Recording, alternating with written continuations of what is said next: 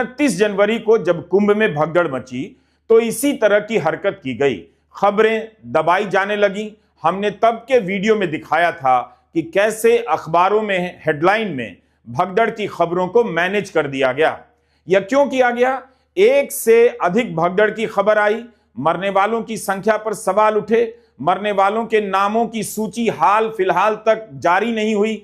इसका संबंध, इन सब बातों का संबंध दुर्घटना और दुर्घटना के संयोग से नहीं है। दिल्ली के अंदर हुए हादसे के बाद दोस्तों लोग सोशल मीडिया पर एक सवाल उठाते हुए नजर आ रहे हैं कि आखिर वहां की खबरें क्यों छुपाई जा रही हैं। और खबर तो बहुत बड़ी सामने निकल के आ रही है कि अब तो प्रधानमंत्री नरेंद्र मोदी जी को इस्तीफा लेना पड़ेगा। दोस्तों हमारे साथ वरिष्ठ पत्रकार मौजूद है रवीश कुमार सर। मैं आप लोगों को उनकी इस रिपोर्ट को दिखाऊंगा और आप लोग देखिएगा कि क्या कुछ यहाँ पर लोगों के मारे जाने पर भी राजनीति किस तरह से की जाती है। आप पहले इस रिपोर्ट को देखिए। नमस्कार, मैं रवीश कुमार। नई दिल्ली रेलवे स्टेशन पर जो हुआ वो दुर्घटना थी, लेकिन दुर्घटना के बाद जो हुआ वो दुर्घटना नहीं थी। इन दोनों में फर्क कीजिए। बहुत फर्क कीजिए। हो सकती है कहीं भी कभी भी, लेकिन जब वो बार बार होने लग जाए तब वो केवल दुर्घटना नहीं रह जाती, लापरवाही हो जाती है और जवाबदेही तय होनी चाहिए। कुंभ में तैयारी के दावे किए गए, उन दावों की पोल खुल गई। फिर भी तमाम तैयारियों के बाद भी भगदड़ मच सकती थी, लेकिन मौनी अमावस्या की भगदड़ के 15 दिनों के बाद सरकार और रेलवे ने क्या सीखा? फिर से भगदड़ क्यों मची? सवाल इसका है। और तब वह केवल दुर्घटना नहीं कही जाएगी, यह संयोग का मामला नहीं रह जाता। जिस तरह से खबरों पर पहरा बिठाया गया, अस्पताल के आगे बंदूकधारी तैनात किए गए, पत्रकारों को रोकने की बातें सामने आई, दिल्ली के उपराज्यपाल ने अपने ट्वीट में बदलाव किया, रेल मंत्री ने कई घंटे तक भगदड़ शब्द का उल्लेख ही नहीं किया, उसका संबंध दुर्घटना के संयोग से नहीं है। उसका संबंध लीपापोती से है, सूचनाओं को छुपाने से है, और वो सब संयोग से नहीं हुआ। उसे दुर्घटना के खाते में डालने की चालाकी मत कीजिए। पूछिए कि क्यों ऐसा किया गया। पॉलिटिक्स इंडिया की पत्रकार सौम्या राज ने अपना बयान ट्वीट किया है कि रेलवे पुलिस द्वारा मुझे हिरासत में लेने की धमकी देकर डराने की कोशिश की गई ताकि मैं उन्हें अपने फोन का पासवर्ड बता दूं और स्टेशन पर मौजूद लोगों की आप बीती का सारा डेटा डिलीट कर दूं। उन्होंने मुझसे कहा कि आप यहां से कुछ नहीं दिखा सकते, डेटा डिलीट करो नहीं तो अभी उठाकर ले जाएंगे। इंडिया टुडे की पत्रकार श्रेया चैटर्जी ने ट्वीट किया कि उत्तर रेलवे सीपीआरओ ने स्टेशन पर मीडिया की एंट्री रोक दी है। 29 जनवरी को जब कुंभ में भगदड़ मची तो इसी तरह की हरकत की गई, खबरें दबाई जाने लगी। हमने तब के वीडियो में दिखाया था कि कैसे अखबारों में हेडलाइन में भगदड़ की खबरों को मैनेज कर दिया गया। यह क्यों किया गया?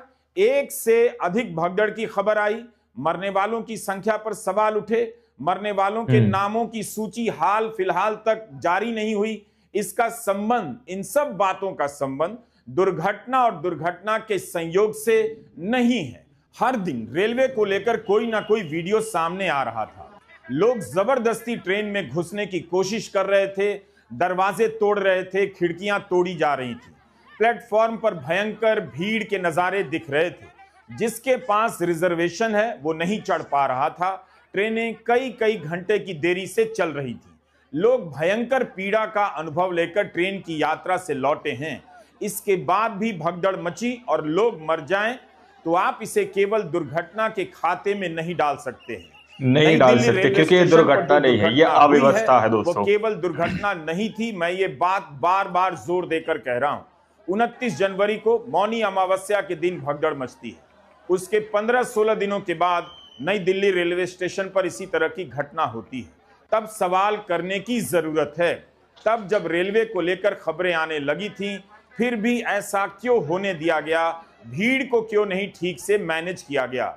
हर दिन आपको गिनकर बता दिया जाता है कुंभ में कितने लोग स्नान करते हैं, करोड़ों लोग गिन लिए गए, लेकिन 15 फरवरी की रात नई दिल्ली रेलवे स्टेशन पर कितने लोग मौजूद थे अभी तक नहीं गिना जा सका है। जहां प्रचार करना है वहां करोड़ों लोग घंटे घंटे गिनकर बताए जाते हैं, मिनटों में गिन लिए जाते हैं, और जहां जवाब देना है वहां लोगों को गिनने वाला वो फॉर्मूला या मशीन कहीं गायब सा हो जाता है।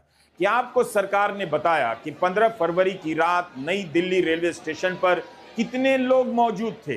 2-3 ट्रेनें जाने वाली थीं, तो 14 और 15 नंबर के प्लेटफॉर्म पर ट्रेन की क्षमता से कई गुना भीड़ कैसे पहुंच गई और इस भीड़ की संख्या कब बताई जाएगी? रेलवे स्टेशन के द्वार पर टिकट क्यों नहीं चेक किया गया, उसकी क्या व्यवस्था थी? पहली बात कि शनिवार 15 फरवरी की रात 9:15 से 9:30 बजे भगदड़ मचती है।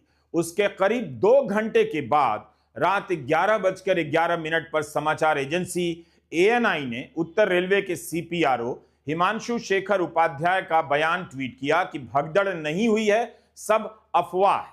दुर्घटना के 2 घंटे बाद अगर रेलवे के ही PRO कहें कि भगदड़ नहीं हुई है, सब अफवाह है, तो क्या इसके लिए रेलवे ने आपसे माफी मांगी, अफसोस जताया? स्टेशन पर अनगिनत लोग मौजूद किसी भी तरह का खेद नहीं जताया कि भगदड़ हुई है, लोग मर गए, उनके साथ गए लोगों को पता होगा, लोगों ने अपनी आंखों से देखा होगा, लेकिन रेलवे के अधिकारी इसे अफवाह बता रहे हैं। सरकार का काम होता है अफवाह को गलत ठहराना, उसका खंडन करना, लेकिन यहां तो सरकार सच्ची घटना को ही अफवाह बताने में लगी। अफवाह बता रही है 16 और इसको छुपाने में लगी यानी रविवार को, और वह भी रविवार शाम को करीब 24 घंटे के बाद प्रेस नोट जारी करती है। इस प्रेस नोट में रेलवे की तरफ से कहा जाता है कि 9:15 के आसपास घटना हुई। यहां तक कि भगदड़ की अगली सुबह रविवार के दिन दिल्ली के LNJP अस्पताल के एक कर्मचारी ने ANI को बयान दिया कि रात 10 बजे से ही मृतकों को अस्पताल लाया जाने लगा था, लेकिन भगदड़ की रात 11 बजे रेलवे ने बयान दे दिया कि भगदड़ की बात अफवाह है। घटना के 2 घंटे के बाद 11:21 पर समाचार एजेंसी ANI रेलवे मंत्रालय का पहला बयान ट्वीट करती है, जिसमें बताया जाता है कि रेलवे पुलिस और दिल्ली पुलिस स्टेशन पर पहुंच गई है, स्थिति काबू में है और घायलों को अस्पताल ले जाया जा चुका है। इस बयान में भी किसी की मौत की कोई जानकारी नहीं दी जाती है। 2-2 घंटे तक मरने वालों की जानकारी नहीं दी जाती है। भगदड़ को अफवाह बताया जाता है। यह नई दिल्ली रेलवे स्टेशन का हाल है। अब आते हैं रेल मंत्री अश्विनी वैष्णव और दिल्ली के उपराज्यपाल VK सक्सेना के ट्वीट पर। 15 फरवरी को रेल मंत्री अश्विनी वैष्णव का ट्वीट कब आता है? रात के 11:36 पर। रेल मंत्री लिखते हैं कि नई दिल्ली रेलवे स्टेशन पर स्थिति अब काबू में है।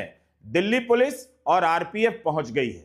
घायलों को अस्पताल ले जाया गया है और स्पेशल ट्रेनें चलाकर अचानक आई भीड़ को हटाया जा रहा है। रेल मंत्री भगदड़ शब्द नहीं लिखते हैं, स्टैम्पिड नहीं लिखते हैं, स्थिति लिखते हैं।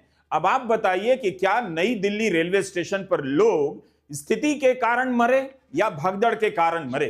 भगदड़ के कारण मरे या अव्यवस्था 9:15 बजे भगदड़ मची है, या वे बताना नहीं चाहते थे? कुछ मिनट के बाद 11:52 पर मंत्री जी फिर से अपडेट देते हैं और बताते हैं कि अचानक आई भीड़ को हटाने के लिए हमने 4 स्पेशल ट्रेनें चलाई, अब भीड़ कम हो गई है। रेल मंत्री के इन बयानों के बाद, इन सब टाइमलाइन को ध्यान से सुनिए, रेल मंत्री के इन बयानों के बाद दिल्ली के उपराज्यपाल विनय सक्सेना 11:55 पर एक ट्वीट कर बैठते हैं और लिख देते हैं कि नई दिल्ली रेलवे स्टेशन पर अव्यवस्था और भगदड़ के कारण एक दुर्भाग्यपूर्ण हादसा हुआ जिसमें लोगों की जानें गईं। मैंने मुख्य सचिव और पुलिस कमिश्नर से बात की है और उनसे स्थिति पर निगरानी रखने के लिए कहा है।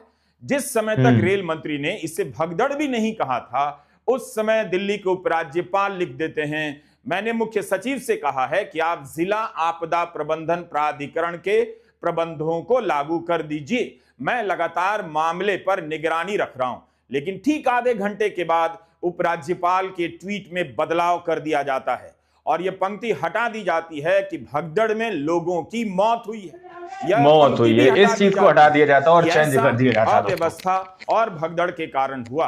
अपने नए ट्वीट में उपराज्यपाल इसे दुर्भाग्यपूर्ण घटना लिखते हैं। ऑल्ट न्यूज के जुबैर ने बताया है कि ANI ने उनके पहले ट्वीट को, यानी उपराज्यपाल के पहले ट्वीट को पोस्ट करने के बाद उसे डिलीट किया और फिर से नया ट्वीट डाला। रेल मंत्री भगदड़ नहीं लिखते हैं, स्थिति लिखते हैं। उपराज्यपाल भगदड़ लिखते हैं और फिर भगदड़ शब्द को हटा देते हैं। तो उपराज्यपाल को कौन बता रहा था कि भगदड़ वाली बात अपने ट्वीट से हटा दीजिए। उपराज्यपाल को कैसे पता चला कि नई दिल्ली रेलवे स्टेशन में भगदड़ मची है? जिस वक्त उपराज्यपाल अपना ट्वीट बदल रहे हैं, उसके ठीक पहले रक्षा मंत्री राजनाथ सिंह ट्वीट करते हैं, लिखते हैं कि मैं भगदड़ में लोगों की मौत से व्यथित हूं। भगदड़ शब्द का इस्तेमाल करते हैं। राजनाथ सिंह के इस ट्वीट के बाद 10 मिनट के बाद उपराज्यपाल ने अपने ट्वीट से भगदड़ शब्द को हटा दिया, जिसमें उन्होंने पहले लिखा था भगदड़ में लोगों की मौत हुई है। जबकि रक्षा मंत्री भी अपने ट्वीट में भगदड़ और लोगों के मरने की बात लिखते हैं। राजनाथ सिंह अपना ट्वीट डिलीट नहीं करते, बदलते नहीं, लेकिन उपराज्यपाल अपने ट्वीट को संपादित कर देते हैं, लाइनों में बदलाव कर देते हैं।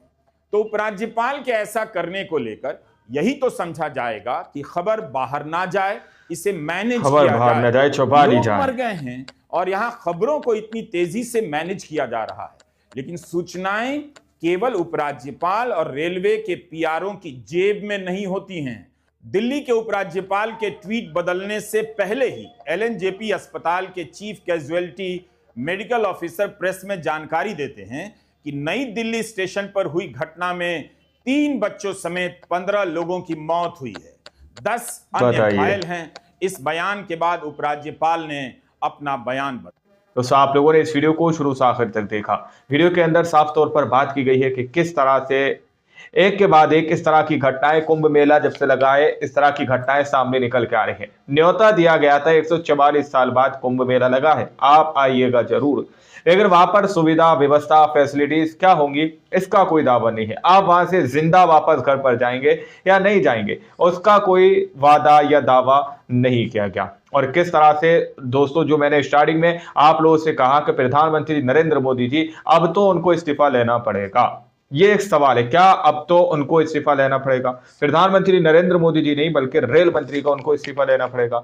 अब आप लोग जरा सोचकर बताइए, इस तरह से लोगों के मारे जाने पर भी राजनीति की जा रही है और वहां की घटनाओं को छुपाने की कोशिश की जा रही है। कितने लोग उसके अंदर मारे गए, कितने लोग दुनिया को छोड़ गए, कितने अपनों से बिछड़ गए, कितनों के बच्चे चोरी गायब हो गए संगम के पास से, वो वीडियो भी मैंने आप लोगों को दिखाई थी। इस पर भी राजनीति की जा रही है। जरा सोचिए कि आज राजनीति का स्तर किस स्तर पर पहुंच चुका है। अब आप लोग जरा सोचकर बताइएगा कि रवीश कुमार सर ने जो वीडियो के अंदर कहा है, क्या ये बात सही है? क्या प्रधानमंत्री नरेंद्र मोदी जी को अब इस्तीफा ले लेना चाहिए या फिर भाजपा पार्टी जो है पूरी तरह से विफल हो रही है? अपनी राय कमेंट सेक्शन में जरूर दीजिएगा। सच्ची पक्की खबरें देखने के लिए चैनल को सब्सक्राइब कीजिए। मिलता है अगले वीडियो में, जब तक के लिए जय हिंद, जय भारत।